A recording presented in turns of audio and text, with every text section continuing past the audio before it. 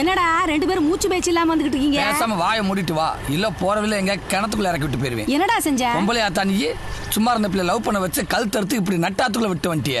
எதை எப்படி செய்யணும்னு எனக்கு தெரியும். நான் சொல்றத மட்டும் கேளு. வண்டி இடது பக்கம் திருப்பு. ஏய், அந்த பக்கம் எதுக்கு போ சொல்ற?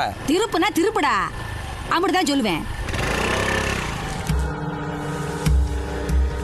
ஏத்தா இங்க எதுக்கு கூட்டிட்டு வந்த? பேசாம வாடா, எல்லாம் ஒரு காரணமா தான்.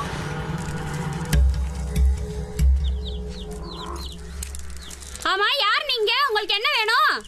இல்லதா, உன் புருஷன் பாண்டி இல்ல? அந்த வாராக.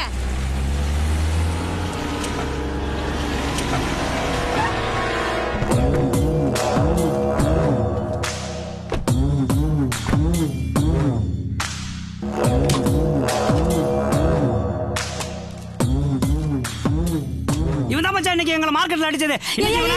விட்டுறியா, கோவப்படாதீங்க, சொன்னா கேளியா. பாண்டி, நீ கொஞ்சம் சொல்லியா. நீ சொன்னா தான் உன் ஆளுக கேட்பாங்க. உன் ஆளுகளை என் பேரன் அடிச்சது தப்புதான், நான் இல்லேன்னு சொல்லல. உன்னை பத்தி அவனுக்கு தெரியாதியா. நீ தான் பொம்பளைன்னு கூட பார்க்காம கழுத்தறுத்தவனாச்சே. இனிமே உன் ஆளுக கிட்டையும் சரி, உன் பிரச்சனையிலையும் சரி, என் பேரன் தலையிட மாட்டான். ஏன், நீ இருக்கிற திசை பக்கம் கூட தலை வச்சு படுக்க மாட்டான். அதனால அவனை தயவு செஞ்சு மன்னிச்சு விட்டுறியா.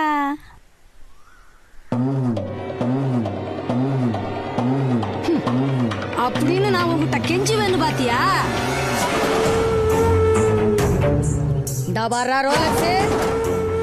என் பேரனை பத்தி உனக்கு தெரியாது.